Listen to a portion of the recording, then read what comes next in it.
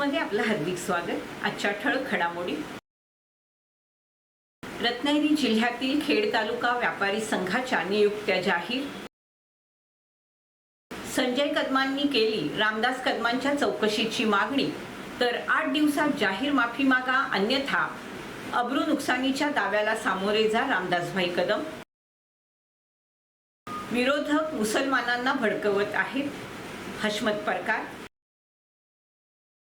खेडच्या मुली राज्यात चमकल्या, रत्नागिरीच्या महिला संघ अंतिम फेरीत दाखल। 70 लाख महिलांनी मुख्यमंत्री लाडकी बहीण योजनेत नोंदणी केली। चिपळूण नारदखेरकी गावामध्ये मनसे शेतकरी सेनेतर्फे भव्य चिखल नांगरणी स्पर्धा संपन्न। सविस्तर वृत्त। रत्नागिरी जिल्ह्यातील खेडमध्ये व्यापारी संघटनेची बैठक पार पडली। यावेळी रत्नागिरी जिल्हा व्यापारी महासंघाकडून खेड तालुका व्यापारी समितीच्या नियुक्त्या जाहीर करण्यात आल्या। या नियुक्त्यांमध्ये सचिन गोपाळ करवा यांना व्यापारी समितीच्या तालुकाध्यक्षपदी अध्यक्ष म्हणून जाहीर करण्यात आलं, तर प्रमोद परशुराम बुटाला यांना उच्च समितीच्या सदस्यपदी नेमणूक करण्यात आल्याचं जाहीर करण्यात आलं। अमित रमेश शेठ यांची माजी सहसचिव सहाय्यक वरिष्ठ समिती म्हणून नेमणूक करण्यात आली। यावेळी जिल्हा व्यापारी महासंघाची सभासद नोंदणी सध्या सुरू असून खेड तालुक्यातील व्यापाऱ्यांनी याचा लाभ घ्यावा आणि जास्तीत जास्त नोंदणी करावी असं आवाहन ऋषिकेश कानडे यांनी केलं। तसेच त्यांनी नोंदणी करणारे सभासदास नाममात्र शुल्क भरावं लागेल आणि सभासदांना ओळखपत्रासह प्रमाणपत्र वितरित करण्यात येणार असल्याचं देखील सांगितलं। या बैठकी दरम्यान रत्नागिरी जिल्हा महासंघाच्या अध्यक्षपदी बिपिन रामचंद्र पाटणे यांची फेर नियुक्ती झाल्याबद्दल सर्वानुमते त्यांचं अभिनंदन देखील करण्यात आलं। आज या ठिकाणी खेड शहर व्यापारी संघटनेची महत्त्वपूर्ण बैठक पार पडली। या बैठकीमध्ये व्यापारी महासंघ रत्नागिरी जिल्हा यांच्याकडून नियुक्त्या करण्यात आलेल्या आहेत। त्या नियुक्त्याप्रमाणे सचिन गोपाळ करवा हे तालुका समिती अध्यक्ष खेड अशी त्याची नेमणूक करण्यात आलेली आहे। त्याचप्रमाणे आमचे प्रमोद परशुराम बुटाला स्थायी उच्च अधिकार समिती सदस्य म्हणून त्यांची नेमणूक करण्यात आलेली आहे। त्याचप्रमाणे आमचे जिल्ह्याचे अध्यक्ष बिपिन रामचंद्र पाटणे यांची जिल्हाध्यक्ष म्हणून या ठिकाणी सर्वांमध्ये शुभेच्छा देण्यात आल्या। त्याचप्रमाणे अमित रमेश शेठ यांची माजी सहसचिव वरिष्ठ स्थायी समिती अशी नेमणूक या ठिकाणी करण्यात आलेली आहे। त्याचप्रमाणे या ठिकाणी खेड शहर सर्वांमध्ये एक निर्णय करण्यात आला की सर्व जे व्यापारी आहेत त्यांना या ठिकाणी सभासद करण्याची आवाहन करण्यात आले। सभासद या ठिकाणी करण्यासाठी आवाहन करण्यात आले। त्यासाठी सभासद फी ठरवण्यात आलेली आहे। त्याचप्रमाणे सर्व सभासदांना या ठिकाणी ओळखपत्र व एक सर्टिफिकेट असं देण्यात येणार आहे आणि खेड शहरातील जास्तीत जास्त व्यापाऱ्यांनी या सभासद नोंदणीमध्ये सहभाग घ्यावा ही सर्वांना या ठिकाणी आम्ही आवाहन करत आहोत। सध्या चर्चेत असलेले दिलीप खेडेकर यांच्यासोबत माजी पर्यावरण मंत्री रामदासभाई कदम यांची देखील ACBनं चौकशी करावी अशी मागणी माजी आमदार संजयराव कदम यांनी केली, तर 8 दिवसात जाहीर माफी मागा अन्यथा अब्रू नुकसानीच्या दाव्याला सामोरे जाण्याची तयारी ठेवा असा इशारा शिवसेना नेते रामदासभाई कदम यांनी दिला। दिलीप खेडेकर हे महाराष्ट्र प्रदूषण नियंत्रण मंडळाच्या कोल्हापूर विभागाचे प्रादेशिक अधिकारी असताना ते सतत खेडमधील पंचतारांकित हॉटेलमध्ये असायचे आणि खेड हे त्यांचं वसुलीचं ठिकाण होतं। या ठिकाणी ते क्लोजरची नोटीस द्यायचे, त्या ठिकाणी मंत्र्यांची नावं सांगायचे। जिल्ह्यातील सर्वात मोठी MIDC असलेल्या लोटे MIDC मध्ये त्यांचं मुख्य ठिकाण होतं। माजी पर्यावरण मंत्री रामदासभाई कदम आणि त्यांच्यात आर्थिक संबंध होते, त्यामुळे त्यांच्यासोबत रामदासभाई कदम यांची देखील चौकशी करावी अशी मागणी दापोली विधानसभा मतदारसंघाचे माजी आमदार आणि शिवसेना उद्धव बाळासाहेब ठाकरे पक्षाचे जिल्हा प्रमुख संजयराव कदम यांनी पत्रकार परिषदेत केली। तर संजय कदमांचा समाचार घेताना रामदासभाई कदम यांनी आपल्यावर केलेले आरोप हे खोडसाळ आणि खोटे असून संजयराव कदमांनी येत्या 8 दिवसात जाहीर माफी मागावी अन्यथा त्यांच्यावर अब्रू नुकसानीचा दावा करण्यात येईल असा इशारा शिवसेना नेते रामदासभाई कदम यांनी पत्रकार परिषदेत दिला। इतक्या वर्षाच्या राजकीय कारकिर्दीत कधीही असे प्रकार झाले नसून मंत्र्यांच्या आणि बदल्यांचा संबंध येत नाही. आपल्यावर बिनबुडाचे आरोप करायचे आणि प्रसिद्धी मिळवायची हे संजय कदम यांचे धंदे असल्याचं त्यांनी स्पष्टपणे सांगितलं. पाहूया नेमके काय आरोप आणि प्रत्यारोप झालेत ते.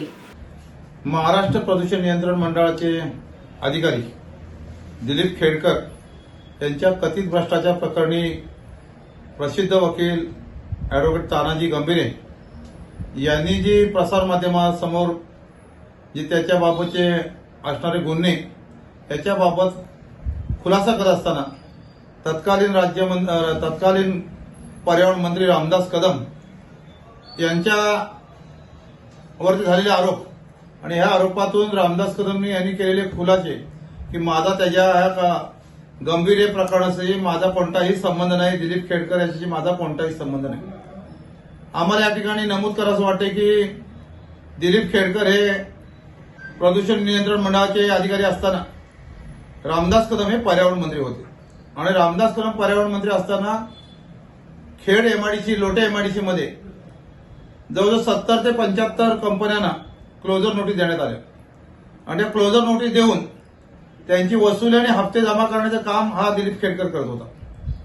आणि मग दिलीप खेडकर याचं लोटे एमआयडीसी मध्ये कोणकोणत्या हॉटेलमध्ये त्याचं वास्तव्य होतं, चिपळूणमधील कोणत्या रेस्ट हाऊसला हा दिलीप खेडकर राहत होता आणि हे राहत असताना कोणकोणत्या कंपनीमध्ये तो गेला होता याची पूर्ण माहिती एमआयडीसीच्या कंपनीच्या व्यवस्थापकांना आहे.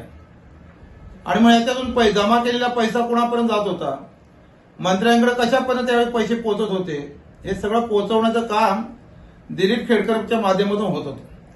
मग त्याला प्लास्टिक बंदीच्या कायद्यानं प्लास्टिक उत्पादन करणाऱ्या कंपन्यांचे रेट टाकणं, त्या रेटच्या पाठीमागे तडजोड करणं आणि त्यातून ह्याच्यामध्ये रामदास कदम यांची शिवतेज आरोग्य संस्था आहे, त्या एमआयडीसीचा मिळणारा सीएसआर, एमआयडीसीकडनं मिळणारे पैसे हे अशा ह्याच्यातूनच संपूर्ण गैरकारभाराची चौकशी एसीबी मार्फत झाली पाहिजे अशी आमची विनंती आहे.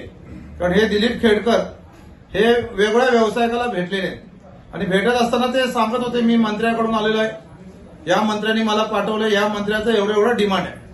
आणि म्हणून रामदास कदम यांची नार्कोटिक झाली पाहिजे आणि एसीबीनं रामदास कदमला त्या ठिकाणी बोलवलं पाहिजे.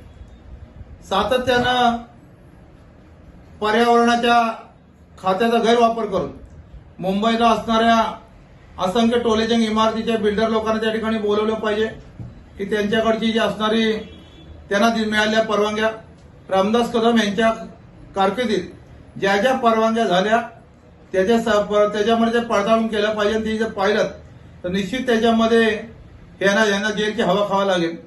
आणि म्हणून एसीबीनं चौकशी झाली पाहिजे. याकरता आम्ही राज्याचे मुख्यमंत्री असतील, राज्याचे गृहमंत्री असतील आणि अँटी करप्शन ब्युरोला आम्ही स्वतः त्याच्यामध्ये जाऊन तक्रार देणार आहोत. ज्या काही बातम्या येत आहेत किंवा माध्यमामध्ये जे दाखवलं जात आहे ते निकालाच खोटं, चुकीचं, दिशाभूल करणारं आणि माझी बदनामी करणारं हेतुपुरस्कर अशा त्या सगळ्या बातम्या आहेत. त्यामध्ये कुठलंही तथ्य नाही, त्या बिनबुडाच्या बातम्या आहेत.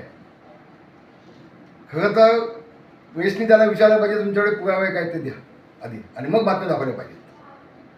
पण कुठल्याही गोष्टीचा पुरावा नसताना देखील फक्त बातम्या दाखवायच्या आणि एखाद्या नेत्याची बदनामी करायची. मी उभ्या आयुष्यामध्ये स्वतःला कुठेही डाग लावून घेतला नाही. 32 वर्ष आमदार होतो, 15-20 वर्ष मंत्री होतो, महाराष्ट्र विधानसभेचा विरोधी पक्षनेता म्हणून काम केलं आहे.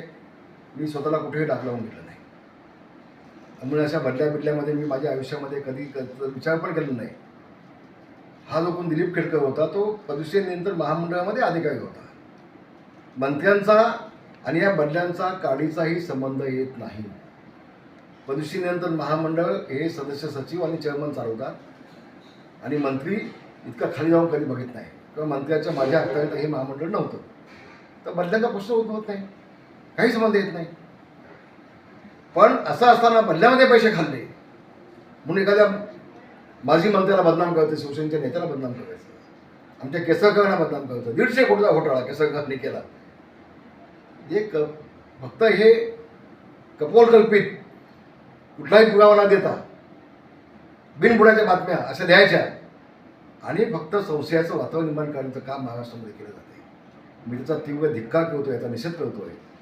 आणि मी गंभीर आणि या संजय कदम या दोघांना मी आजच नोटीस पाठवतोय वकिलाकडून. 8 दिवसामध्ये जाहीर माफी मागा, अन्यथा मानहानीच्या दाव्याला तयार राहा तुम्ही कोर्टामध्ये. दोघांच्या वती गंभीर आणि हा संजय कदम या दोघांच्या विरोधामध्ये मी न्यायालयात जातोय जर का त्यांनी माफी जाहीर मागितली नाही. कुठलाही पुरावा नसताना, काही हातात नसताना बिनबुडाप्रमाणे बेछूट आरोप करणं हे संजय कदमचं कामच आहे.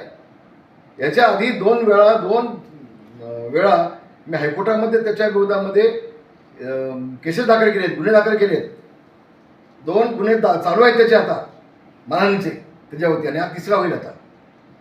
त्याला निवडणूक लढवायची आहे आणि म्हणून रामदास कदमला फक्त बदनाम करण्याचं हे कटकाव्यवस्थान आहे. एखाद्या पत्रकाराने विचारलं पाहिजे, जेव्हा रामदास कदमसाठी हा खेडेकर काम करत होता असं म्हणतोस तर एखादा पुरावा तर दे. कोणते क्वेश्चन त्याला विचारलं पाहिजे जाऊन ना. फक्त तो जो बोलतोय ते सगळं दाखवायचं आणि त्यातून मग संजय कदमला प्रसिद्धी मिळते महाराष्ट्रामध्ये. कारण रामदास कदम होते, आरोप केले की प्रसिद्धी मिळते आणि राजकीय फळ बाजून नेते त्याची. कारण उद्याच्या माझ्या मुलाच्या विरोधात उमेदवार म्हणून तो घालाय उभा निवडणुकीला. म्हणून आम्हाला फक्त बदनाम कसा करायचं हे कटकावस्थान सातत्यानं संजय कदमकडनं होतोय. त्याला चोख उत्तर मी कायद्याद्वारे न्यायालयाच्या माध्यमातून निश्चितपणे देईन. आणि हा जो पण गंभीर यांनी कोण आरोप केलेला आहे बिनबुडाचा आरोप, त्याला देखील मी कोर्टामध्ये खेचणार. कोल्हापूर जिल्ह्यातील विशाळगड येथे झालेला प्रकार हा निंदनीय आहे. आम्ही त्याचा निषेध करीत आहोत. राज्य सरकारनं या प्रकरणी दोषींवर कडक कारवाई करावी आणि विरोधकांनी मुस्लिम समाजाला भडकवू नये असं मत खेड तालुक्यातील सामाजिक कार्यकर्ते हशमत परकार यांनी व्यक्त केले. विशाळगड कोल्हापूरमध्ये जी दुर्घटना झाली अतिशय निंदनीय आणि दुर्भाग्यपूर्ण दुर्घटना आहे. या प्रकारची दुर्घटना याच्यापूर्वी महाराष्ट्रामध्ये कधीच झाली नव्हती. परंतु 2 महिन्यात विधानसभेची निवडणूक येणार आहे आणि ह्या निवडणुकीमध्ये लोकांना असं दाखवायचं आहे की ही निवडणूक आम्ही या प्रकारे जिंकण्याचा प्रयत्न करत आहोत. परंतु आज तुम्हाला ह्या माध्यमाच्या मार्फत मी सांगतो की कुठलाही समाज ह्या दुर्घटनेचं समर्थन करणार नाही. सर्व समाज ह्या दुर्घटनेची निंदाच करणार आणि निंदा केलेली आहे. आम्ही सुद्धा ह्या दुर्घटनेची भरपूर निंदा करत आहोत आणि ह्या प्रकारची दुर्घटना परत कधी नाही हो म्हणून सरकारला ह्यावर कुठल्याही प्रकारचा एक मोठा स्टेप घ्यायला लागेल. सरकारने ह्यावर कारवाई करायला लागेल. परंतु आजपर्यंत राज्य सरकारने ह्यावर कारवाई केलेली नाही आहे. हे अतिशय दुर्भाग्यपूर्ण आहे. यावर कारवाई करणं अतिशय गरजेचं आहे. जर यावर कारवाई झाली नाही तर पुढे अशाच प्रकारची हे दुर्घटना करत राहतील आणि सरकार बघत राहील. ही अतिशय दुर्भाग्यपूर्ण गोष्ट आहे. यासाठी सरकारने यावर कारवाई करावी. महाराष्ट्र कबड्डी असोसिएशनच्या वतीनं सुरू असलेल्या 71व्या अजिंक्य कबड्डी स्पर्धेत रत्नागिरी जिल्ह्याच्या महिला संघानं घवघवीत यश मिळवत अंतिम फेरीत धडक मारली. या संघातून जिल्ह्यातील खेडमधील 5 मुली राज्यात चमकल्या असून जिल्ह्यासह तालुक्याचं नाव त्यांनी रोशन केलंय. त्यांच्या या यशाबद्दल तालुक्यासह जिल्ह्यातून त्यांच्यावर अभिनंदनाचा वर्षाव होतोय. रत्नागिरी जिल्ह्याचे पालकमंत्री उदय सामंत यांनी देखील रत्नागिरी जिल्ह्याच्या महिला संघाचे व्हिडिओ कॉल करून अभिनंदन करत त्यांना शुभेच्छा दिल्या. महाराष्ट्र राज्य कबड्डी असोसिएशनच्या वतीनं घेण्यात येणाऱ्या अजिंक्य कबड्डी स्पर्धेचं हे 71वं वर्ष असून पुणे येथील बालेवाडी स्टेडियम मध्ये या स्पर्धा सध्या सुरू आहेत. कबड्डी या खेळात पुरुषांसोबत आता महिलांनी देखील चमकदार कामगिरी करण्यास सुरुवात केली. या 71व्या अजिंक्य कबड्डी स्पर्धेत अंतिम फेरीत दाखल होणाऱ्या रत्नागिरी संघामध्ये भरणे येथील नवभारत हायस्कूल आणि ज्युनियर कॉलेजच्या माजी विद्यार्थिनी आणि अनिकेत स्पोर्ट्स क्लब भरणेमधून खेळणाऱ्या समरीन बुरोणकर, सिद्धी चाळके तस्मिन बुरोडकर, प्रतीक्षा चव्हाण आणि सुप्रिया थोरे या खेड तालुक्यातून जिल्ह्याच्या संघात खेळत आहेत. मी आता मॅच बघितली, मला लाईव्ह बघता नाही आली. तुमचं अभिनंदन, सगळ्या मुलींचं पण अभिनंदन.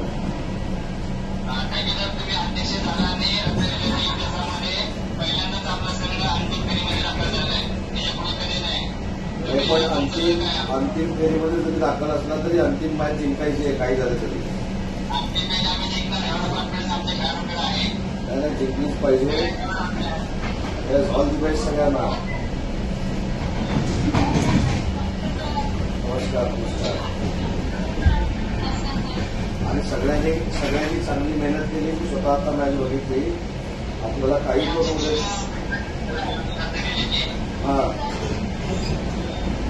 उद्या आपल्याला काही पण मॅच जिंकायची आहे.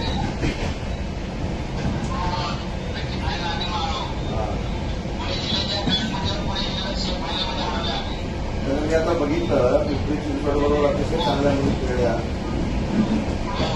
मी उद्या बाहेर आल्यानंतर मी देखील मॅच बघायला आलो असतो.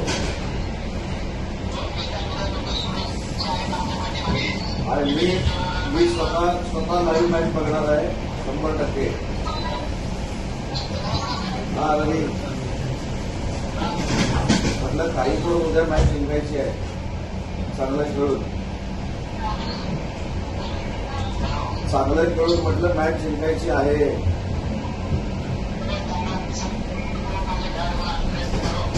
आणि सगळ्या खेळाडूंना पण सांगा, की ही मॅच जिंकल्यानंतर आपण भेटू, ही रत्नागिरी झाल्यानंतर. आणि याच्यानंतर त्यांना काही कमी पडणार नाही स्पर्धेला.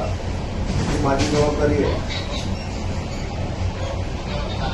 आणि याच वर्षी नाही जिंकायची, आता दरवर्षी जिंकायची.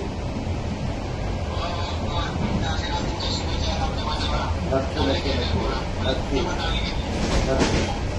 चला, शुभेच्छा सगळ्यांना.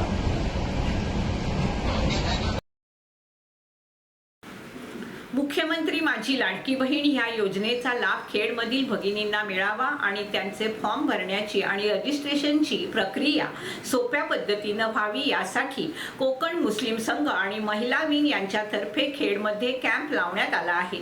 20 जुलै ते 22 जुलै या कालावधीमध्ये भगिनींना या कॅम्पमध्ये येऊन आपला फॉर्म सहजरित्या भरायला मदत होणार आहे. त्यामुळे या संधीचा लाभ घ्यावा असं आवाहन कोकणी मुस्लिम संघ आणि महिला विंग यांच्यातर्फे करण्यात आलंय. कोकणी मुस्लिम संघ खेड आणि अंजुमन दर्दमंदानी तालीम व तरक्की हलके खेड यांच्या वतीने आज डांगमंगल्या परिसरात मुख्यमंत्रीची योजना माझी लाडकी बहीण ह्या संदर्भात एक कॅम्प लावण्यात आला आहे, ताकी आमच्या महिला मंडळाला समजत आला पाहिजे की ह्या योजनेचा लाभ कसा होते आणि कुठे फॉर्म भरले जातात. यासाठी आज डांगमंगल्या परिसरात लावला गेला आहे. तसेच या पुऱ्या सप्ताहात अलग अलग ठिकाणी ह्या कॅम्प लावले जातील. उद्या हाच कार्यक्रम जो आहे खालची उर्दू स्कूल येथे लावला जाणार आहे, ताकी आपल्या सर्व महिला मंडळाला माहिती होण्यासाठी की फॉर्म कसा भरला जातो आणि कशा तरीकेने ह्याचा उपयोग केला जातो आणि कशा तरीकेने हे पैसे आपल्या अकाउंटला येतील. यासाठी उद्या पण ह्याचा कॅम्प लावला जाणार आहे आणि पुऱ्या सप्ताहात ह्याचा कॅम्प लावला जाणार आहे. तेव्हा महिला मंडळाची रिक्वेस्ट आहे की त्यांनी ह्या कॅम्पचा फायदा उठवून तिथं पोचायची पुरा प्रयत्न करून आपल्या जास्तीत जास्त बायका तिथे कशी पोचतील याची नोंद घ्यावी. धन्यवाद. महाराष्ट्र सरकारने नुकतेच जाहीर केलेल्या मुख्यमंत्री लाडकी बहीण योजनेसाठी राज्यभरातून सुमारे 70 लाख महिलांनी नारी शक्ती या ॲपद्वारे नोंदणी केल्याची माहिती महिला बाल कल्याण मंत्री आदिती तटकरे यांनी एक्स या सोशल मीडियाद्वारे ट्विट करत दिली आहे. गेल्या 7 दिवसांमध्ये तब्बल 36,73,000 महिलांनी नोंदणी पूर्ण केली असून कालच एका दिवसात 8,14,922 महिलांनी नोंदणी केल्याची माहिती महिला बाल कल्याण मंत्री आदिती तटकरे यांनी ट्विट करत दिली आहे. चिपळूण नारदखेरकी गावामध्ये महाराष्ट्र नवनिर्माण शेतकरी सेनेतर्फे रत्नागिरी जिल्हा आयोजित भव्य चिखल नांगरणी स्पर्धा जल्लोषात पार पडली. दिनांक 18 जुलै 2024 रोजी महाराष्ट्र नवनिर्माण सेना शेतकरी सेनेतर्फे भव्य जिल्हास्तरीय चिखल नांगरणी स्पर्धा चिपळूणमधील नारदखेरकी गावामध्ये आयोजित करण्यात आली होती. या स्पर्धेचं आयोजन शेतकरी सेनेचे रत्नागिरी जिल्हा अध्यक्ष उमेश रमेश लटके, चिपळूणचे शेतकरी सेनेचे तालुका अध्यक्ष सुरेश घाग आणि मनसेचे चिपळूण जिल्हा परिषद कळंबट गटाचे उपतालुका अध्यक्ष संतोष हातीसकर यांच्या नियोजनामध्ये नारदखेरकी संतोषजी हातीसकर आणि नारदखेरकी गाव यजमान आयोजक आणि गावातील सर्व ग्रामस्थ यांच्या वतीने ही स्पर्धा अत्यंत जोरदार नियोजन आणि अथक मेहनतीनं आयोजित करण्यात आली होती. या संपूर्ण चिखल नांगरणी स्पर्धेत चिपळूण, गुहागर, संगमेश्वर, रत्नागिरी तालुक्यातून जवळजवळ 74 नामांकित बैल जोड्या, शेतकरी मालक, नामांकित जॅकी, आपले गावठी आणि घाटी बैल जोड्या घेऊन सहभागी झाले होते. या स्पर्धेत एकूण घाटी गट आणि गावठी गट मिळून 1,07,000चे रोख रक्कम आणि मानाचं चषक देऊन विजेत्या 14 बैल जोडी मालकांना आणि नांगरणी चालकांना बक्षीस देऊन मान्यवरांच्या हस्ते गौरवण्यात आलं. ही स्पर्धा पाहण्यासाठी प्रचंड जनसमुदाय, शर्यतप्रेमी शेतकरी, महिला समिती, तरुण मंडळी यांनी कार्यक्रमस्थळी येऊन आनंद लुटला. या स्पर्धेत विजेते म्हणून घाटी गटातून रत्नागिरी पाली येथील बैलजोडी संजय वामन सावंत यांच्या दोन्ही बैलजोडींना प्रथम आणि द्वितीय क्रमांकातच पारितोषिक देण्यात आलं. तिसऱ्या क्रमांकावर स्वराज्य स्वप्नील गुरव, चौथ्या क्रमांकावर संगमेश्वर तुरळ मधील अर्थर्व सचिन हरेकर, 5वा क्रमांक शिंदे आंबेरे येथील संतोष सीताराम आलीम, 6व्या क्रमांकावर चिपळूण शिरवली येथील भैरी चंडिका, 7व्या क्रमांकावर आरवली येथील स्वराज्य स्वप्नील गुरव या सर्व शेतकरी मालकांच्या घाटी बैल जोडीने पारितोषिके मिळवली. मे महिन्यामध्ये institute of chartered accounts of India तर्फे घेण्यात आलेली CA फायनल परीक्षा उत्तीर्ण झालेली रोटरी स्कूलची माजी विद्यार्थिनी श्रुती प्रशांत नाईक हिचा प्रमुख मान्यवरांच्या हस्ते सन्मान करण्यात आला. दीपक नोवेकम कंपनी लोटेचे युनिट हेड उमाकांत रुगे यांनी भेट वस्तू देऊन तिचा सत्कार केला. यावेळी प्रमुख मान्यवर दीपक नोवेकम कंपनी लोटेचे युनिट हेड उमाकांत रुगे, सुयोग इन्फ्रासेल कंपनीचे managing director Shriram Joshi, Sharada Ruke, rotary स्कूलचे बिपिनदादा पाटणे, मुख्याध्यापिका भूमिता पटेल यांच्या हस्ते दीप प्रज्वलन करून कार्यक्रमाची सुरुवात करण्यात आली. त्यानंतर प्रमुख मान्यवरांचं संस्थेचे चेअरमन बिपिनदादा पाटणे यांच्या हस्ते श्रीफळ आणि पुस्तकरूपी भेट देऊन स्वागत करण्यात आलं आणि श्रुतीला शुभेच्छा देण्यात आल्या. तर कार्यक्रम प्रसंगी श्रुती नाईक हिनं आपलं मनोगत व्यक्त करताना रोटरी स्कूलचे आणि मार्गदर्शन करणाऱ्या सर्व शिक्षकांचे मनापासून आभार मानले. आपण मिळवलेलं यश रोटरी स्कूलच्या प्रेरणेमुळे शक्य झाल्याचं ती म्हणाली. CA होण्याचं स्वप्न पूर्ण करायचं असल्यास रोटरी स्कूल हा उत्तम पर्याय असल्याचं तिनं आवर्जून सांगितलं. रोटरी स्कूलने आयोजित केलेला हा सत्कार सोहळा माझ्यासाठी अविस्मरणीय राहील असंही ती म्हणाली. आषाढी एकादशी निमित्तानं आयोजित दिंडी सोहळा बाळगोपाळांनी विठू नामाच्या गजरात उत्साहात साजरा केला. या सोहळ्यात ज्ञानदीप बालभवन आणि ज्ञानदीप इंग्लिश मीडियम स्कूलच्या प्राथमिक विभागातील सर्व विद्यार्थी सहभागी झाल्यामुळे जणू हा सोहळा पाहून प्रत्यक्ष बालवारकऱ्यांची पंढरी अवतरल्याचं चित्र निर्माण झालं होतं.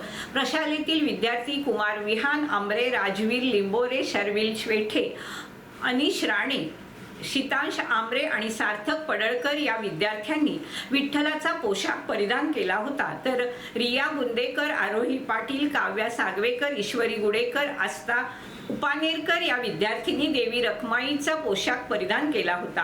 विद्यार्थ्यांनी संत तुकाराम, संत एकनाथ, संत जनाबाई, संत मीराचा आणि वारकरी पोशाख, नऊवारी साडी आणि परकर पोलकं परिधान केलं होतं. प्रशालेतील बाळगोपाळांनी विठू नामाचा गजर करत मोठ्या उत्साहात दिंडी सोहळा साजरा केला. पायी हळूहळू चाला, मुखाने विठ्ठल बोला, जय जय विठोबा रखुमाई, विठूचा गजर हरिनामाचा झेंडा रोविला, टाळ वाजे नाळ वाजे इत्यादी भजने वाद्याच्या तालावर म्हणण्यात आली.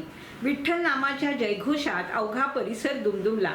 प्रशालेतील विद्यार्थी, शिक्षक, शिक्षकेतर कर्मचारी आणि पालकांनी मोठ्या भक्तिभावानं हरिनामाच्या गजरात दिंडी सोहळा साजरा केला. प्रशालेतील मैदानामध्ये मोठ्या भक्तिभावाने टाळ मृदुंगाच्या गजरात भजन गात आणि मृदुंगाच्या तालावर नाचत सर्वांनी सहभाग घेतला. यामुळे सर्व शालेय परिसरातील वातावरण भक्तिमय झालं होतं. 19 जुलै रोजी मायक्रोसॉफ्ट विंडोजची कार्यप्रणाली कोलमडून पडली. त्याचा परिणाम देशभरातील वेगवेगळे उद्योग, व्यापार, हवाई वाहतूक, शेअर मार्केट, कॉर्पोरेट कंपन्या यांना फटका सहन करावा लागला. या तांत्रिक बिघाडामुळे अनेकांचे वेगवेगळ्या स्तरावर नुकसान झालं. दरम्यान मायक्रोसॉफ्ट विंडोजमध्ये असं नेमकं काय घडलं ज्यामुळे ही सगळी व्यवस्था कोलमडून गेली, याबाबतची माहिती समोर आली आहे. शुक्रवारी अचानकपणे मायक्रोसॉफ्ट विंडोज ही ऑपरेटिंग सिस्टीम असणाऱ्या कॉम्प्युटर्सवर थेट निळ्या रंगाची स्क्रीन आली होती. या निळ्या स्क्रीनमुळे कॉम्प्युटरवर कोणतेही काम करता येत नव्हतं. परिणामी वेगवेगळ्या क्षेत्रातील सर्व कामं ठप्प झाली. यामध्ये बँकिंग, हवाई वाहतूक, कॉर्पोरेट, शेअर मार्केट अशा वेगवेगळ्या क्षेत्रांचा समावेश आहे. मायक्रोसॉफ्टच्या विंडोज प्रणालीवर आलेली ही अडचण क्राऊडस्ट्राईक या कंपनीच्या सॉफ्टवेअरमुळे आली असा दावा केला जातोय. या कंपनीकडून आल्पे फाल्कवन नावाचं सॉफ्टवेअर अपडेट करण्यात येत होतं. पण या अपडेटिंग दरम्यान मायक्रोसॉफ्टच्या विंडोज या ऑपरेटिंग प्रणालीमध्ये तांत्रिक बिघाड निर्माण झाला. या अडचणीनंतर क्राऊडस्ट्राईकनं आपलं हे सॉफ्टवेअर अपडेट मागं घेतलं. ही घटना घडल्यानंतर आता हळूहळू यंत्रणा सुरळीत होत आहे असा दावा मायक्रोसॉफ्टनं केला. खेड शहरामध्ये ह्यावर्षी उद्भवलेल्या पूर परिस्थितीमुळे नागरिकांचे आणि व्यापाऱ्यांचं नुकसान झालं. सदर नुकसान भरपाई मिळण्याबाबत तसेच मागील वर्षी झालेल्या नुकसानीचे पंचनामे झाले, परंतु अजून बहुतांशी व्यापाऱ्यांना नुकसान भरपाई मिळाली नाही. त्यामुळे सदर भरपाई मिळण्याबाबत तहसीलदार खेड यांना शिवसेना उद्धव बाळासाहेब ठाकरे पक्षाच्या खेड शहर पदाधिकाऱ्यांच्या वतीनं निवेदन देण्यात आलं. खेड नगरपालिका हद्दीत दरवर्षी पुराच्या पाण्याने नागरिकांचे आणि व्यापाऱ्यांचं अतोनात नुकसान होतं. खेड जगबुडी नदीतील गाळ काढण्यात होत असणारी दिरंगाई, यामुळे होत असणारा त्रास, शासनाचं दुर्लक्ष, गतवर्षीची मदत पंचनामे होऊन देखील अद्याप मिळाली नाही, तसेच विमान कंपनीकडून कमाल पूररेषा पातळीची जाचक अट, मागील काही वर्षीची मिळणारी पूरग्रस्तांना नुकसानीची मदत अशा विविध समस्यांचं निवेदन देण्यात आलं. तसेच जर नुकसानग्रस्तांना भरपाई मिळाली नाही तर शिवसेना उद्धव बाळासाहेब ठाकरे पक्षाच्या वतीने 9 ऑगस्ट रोजी क्रांतीदिनी हुतात्मा अनंत लक्ष्मण कान्हेरे चौक, तीनबत्ती नाका येथे उग्र आंदोलन छेडण्यात येईल असा इशाराही देण्यात आला. यावेळी माजी आमदार संजयराव कदम, शिवसेना तालुका प्रमुख संदीप कांबळे, शिवसेना शहर प्रमुख दर्शन महाजन, शिवसेना विभाग प्रमुख अंकुश कदम, शिवसेना विभाग प्रमुख विश्वास कदम, दत्ता भिलारे, युवासेना जिल्हा सचिव राकेश सागवेकर, शिवसेना युवासेना महिला आघाडी, युवती सेना, शिवसेना अंगीकृत संघटना पदाधिकारी आणि शिवसैनिक उपस्थित होते. रायगडमध्ये 2 दिवस सातत्यानं मुसळधार पाऊस पडतोय. आज सकाळी रायगडच्या रोहा भिसेखिंड या ठिकाणी दरड कोसळली. या ठिकाणी मोठमोठे दगड आणि मातीचा मलबा रस्त्यावर आल्याचं बघायला मिळालं. यावेळी कोणतेही प्रवासी तिथून जात नसल्याने दुर्घटना टळली. त्यानंतर येथून प्रवास करणाऱ्या प्रवाशांनी कोसळलेल्या दरडीतले मोठमोठे दगड रस्त्याच्या बाजूला साचून वाहतूक सुरळीत केली. विधानसभा निवडणुकांच्या पार्श्वभूमीवर महायुती सरकारनं मतांची पेरणी करण्यासाठी अनेक लोकप्रिय योजनांची घोषणा केली आहे. यातच मुख्यमंत्री लाडकी बहीण योजनेनंतर आता लाडक्या भावासाठी मुख्यमंत्री कार्य प्रशिक्षण योजना देखील सुरू करण्यात आली.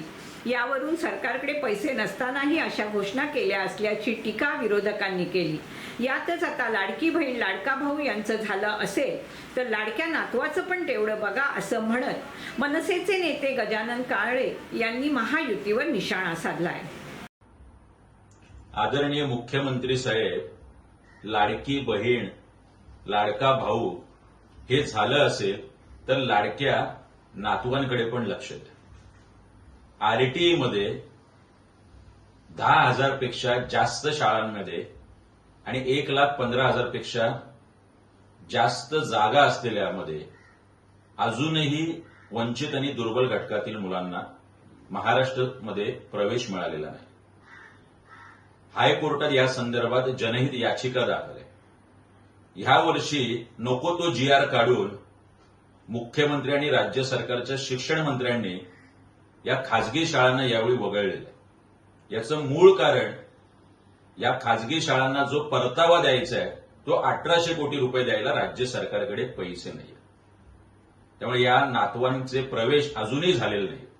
माझी मुख्यमंत्र्यांना विनंती आहे, आपण ह्या 1,800 कोटी खाजगी शाळांचा परतावा लवकरात लवकर द्या आणि महिना उलटला, शाळा सुरू झाल्या तरीही अजून ह्या मुलांना प्रवेश मिळालेला नाही.